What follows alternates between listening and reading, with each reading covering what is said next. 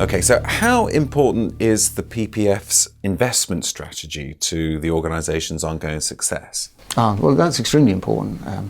We manage assets now of over 22 billion. That's up from just over 16 billion only a year ago.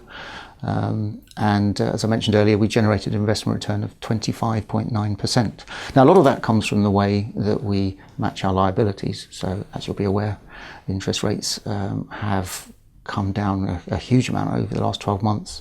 That translates directly into an increase in our liabilities. So we've had to look to the investment strategy to generate an extra £1.5 billion just to offset the effect of that during the course of the year. It's not a small sum, is it? No, it's a very significant sum, and we're very proud of the investment strategy that's delivered that. And not only that, in fact, we've also generated over and above that a £1 billion investment return on what we describe as our growth assets, and that's effectively the greatest component of the increase in surplus that I described earlier.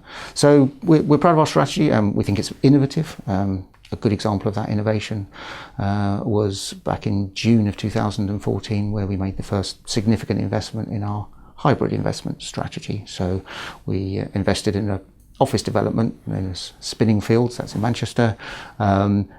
It's interesting to us, not just because it's a property, but because it's let to a prime tenant on a long lease.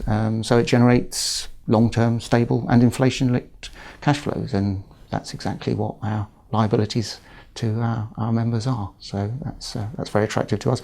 But of course, it doesn't stop there, and we will continue to innovate and develop, and that's the reason why we've recently decided that we're going to look in detail at the ability to bring some of that investment management in-house and set up our own operation to manage assets directly, which is another exciting development for us.